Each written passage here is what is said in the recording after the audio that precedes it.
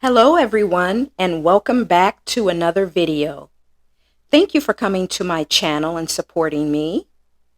Remember to like and share my videos so that others can find them and watch as well. And also don't forget to subscribe to the channel.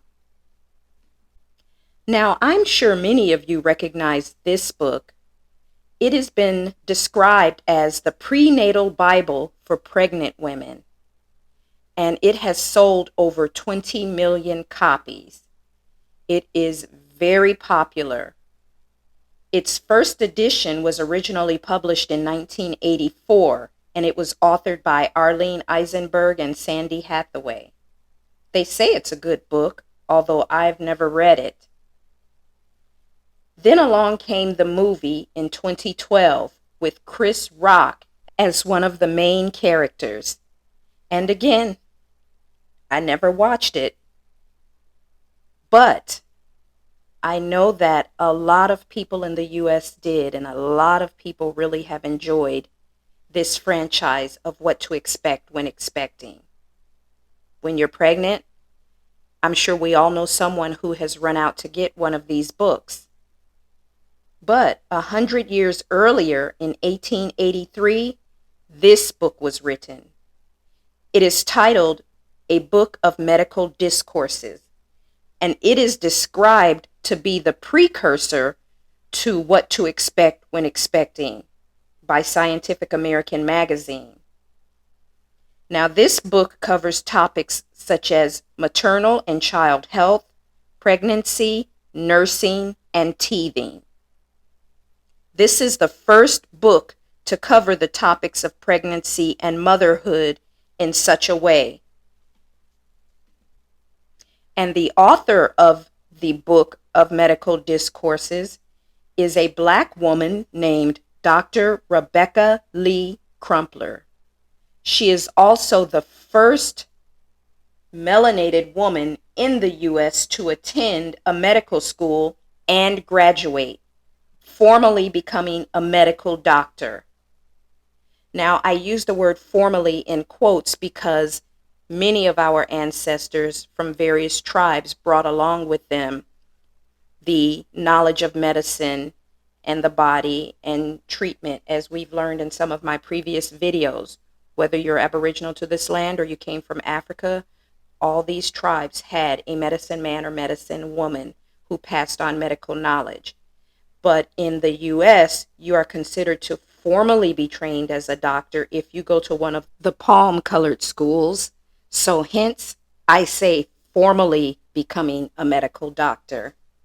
So let me tell you a little bit about Dr. Rebecca Lee Crumpler.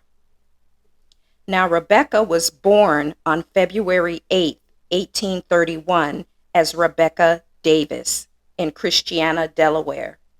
She was born to Matilda Weber and Absalom Davis, and she was sent to Pennsylvania to live with her aunt. Her aunt raised her, and she observed her aunt caring for the sick in their town. She basically acted as the town doctor, and this inspired young Rebecca. So when she got older, she moved to Charlestown, Massachusetts in 1852. Rebecca met a man named Wyatt Lee, and they were married on April 7th, 1852. Wyatt had been married previously, and he had a son named Albert. But at the age of 7, Albert died. And this was a motivator for Rebecca. She wanted to learn medicine, so she wanted to study nursing. Now, at this time, there were no formal schools for nursing. People who learned to be a nurse did it on the job, working with a doctor. So Rebecca worked as a nurse for 8 years.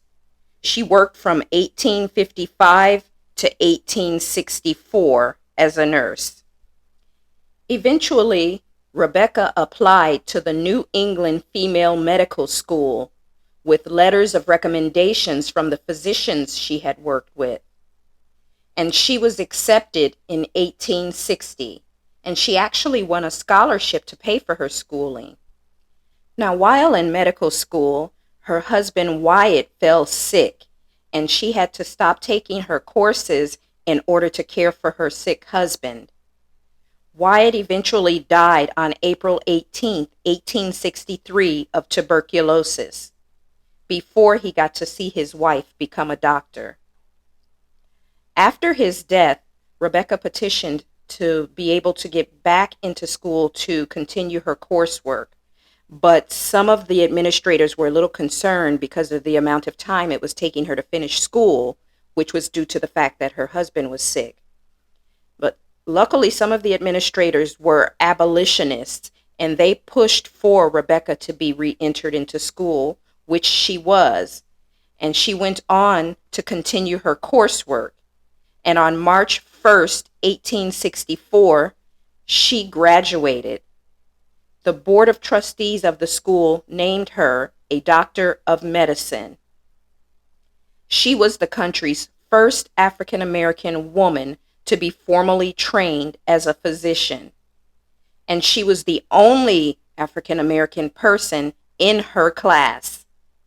Now, to this very day, Rebecca has remained the only African American woman to receive a medical degree from this particular school. In 1874, the school merged with Boston University Medical School.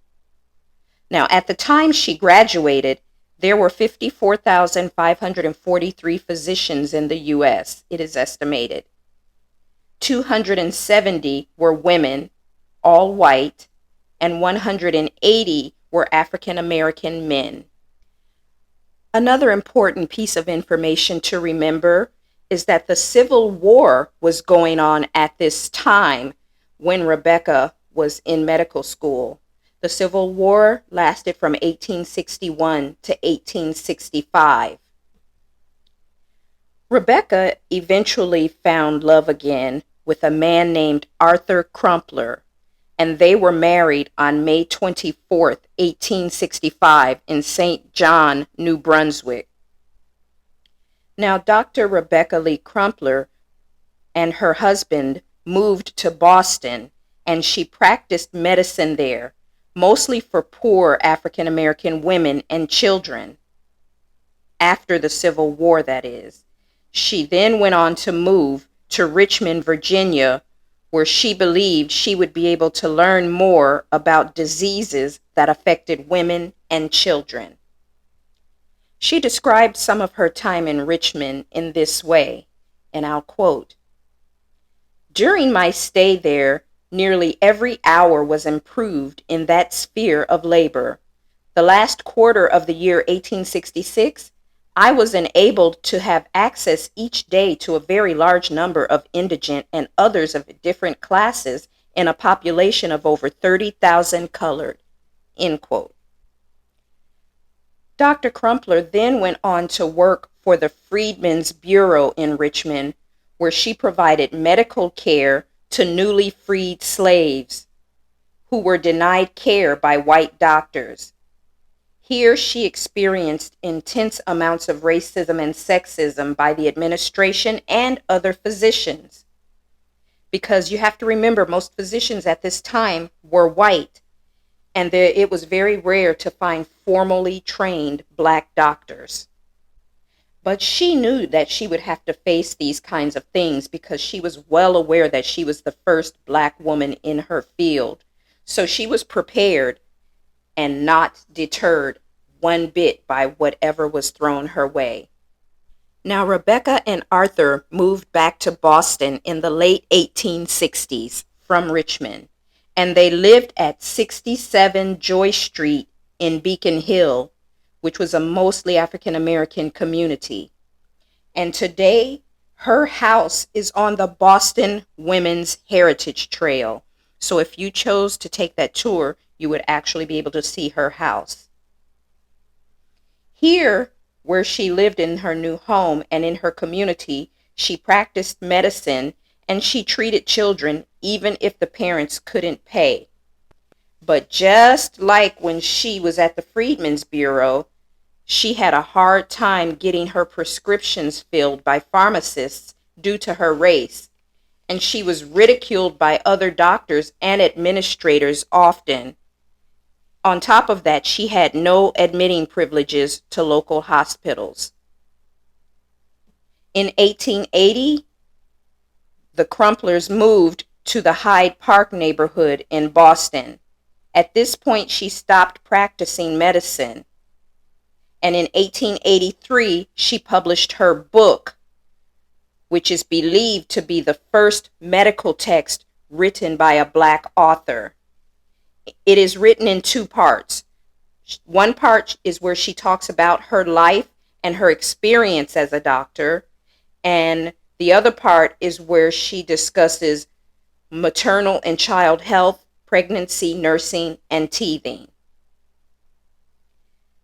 Dr. Rebecca Lee Crumpler died on March 9, 1895, at the age of 64, and she is buried at Fairview Cemetery in the Hyde Park neighborhood.